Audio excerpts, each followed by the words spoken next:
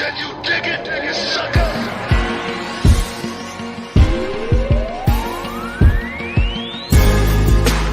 Booker T, Renee Young, CM Punk, SummerSlam 92 watch along, Fox Sports.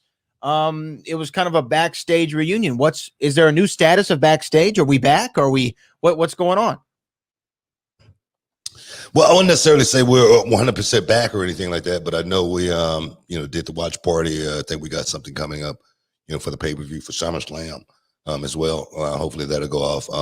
Right now, things are kind of like loosening up a little bit, and we're kind of trying to get back in the swing of things. What I like and what I appreciate more than anything is, man, there's so many people gave feedback on Twitter last night, and they really like what we did. So I really appreciate you guys letting us know, man. We want Backstage back. Man, this is the best part of, my wrestling week, stuff like that. Booker T, CM Punk, Renee Young, man, you guys are, awesome. This is one of a great platform for wrestling. I really appreciate that because I really think WWE Backstage was a little bit different than most shows because, just like last night, being able to talk to Bret Hart there again, we left our last show. Bret Hart was there, and I got a chance to get into his head just a little bit. And then last night, being able to get into his head just a little bit more as for a thought process, talking about these young guys and what they're going through, as well as what they should be thinking about while they're going through it is very, very important. Having Finn Balor on there and talking to Finn Balor and asking Finn, do you look at these guys and did you learn anything from them? And then to hear the story that he had to tell, about Terry Taylor, that right there, that insight for me, that story that I told about, being in the business 13 years and then being told something by Blackjack Lanza and go out and utilize it and then realize, man, why did I know that? And I've been in the business for 13 years. You never stop learning.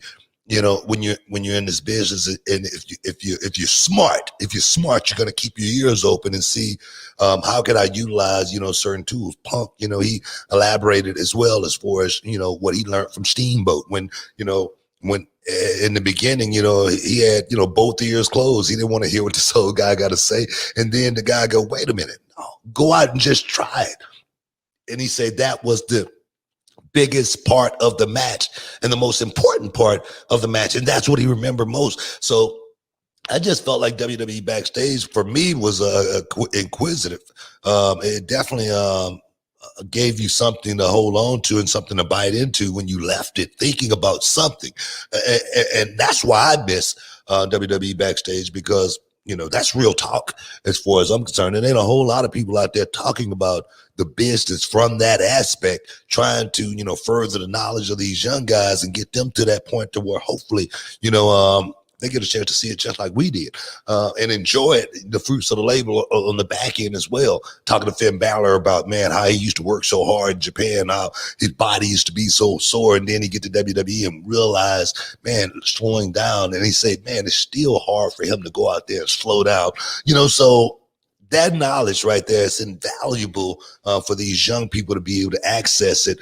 And sometimes they don't know, where to access it, the right places to access it. So WWE Backstage for me was a platform to actually, drop some science and some knowledge on these young guys.